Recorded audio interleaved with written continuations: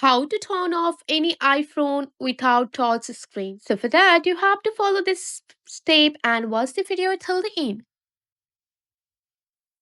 So let's get started. In order to turn off your iPhone, it's going to be really simple. If you have an older iPhone that has a home button and all you have to press is the home button and the side button until you which takes about 10 to 15 seconds. So if you have a newer model of your iOS or your iPhone, that's all.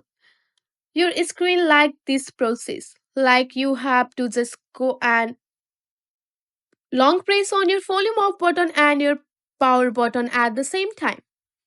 And you will see the option to slide to power up. So that's it. From this process, you can easily turn off your iPhone without touching your screen like this. You can use your power button and your volume up button and you have to quickly release that and you can slide to power off here. That's it. I hope this video will be helpful for you. Thanks for watching.